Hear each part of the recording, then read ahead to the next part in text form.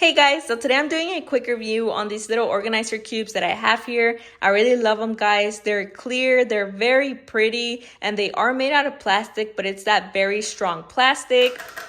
Now on the inside, it does have somewhat of a texture going on, but on the bottom, it is super smooth. So on the outside, it is super smooth. Now, one thing I would have loved is if it had stoppers, but it doesn't, but it's fine. It doesn't really mess up any of my tools inside. Now, they do come in different sizes and shapes, so I'm gonna go ahead and show you, well, not shapes, but well, yeah, shapes. Now here, as you can see, we have the different sizes. We have like smaller ones.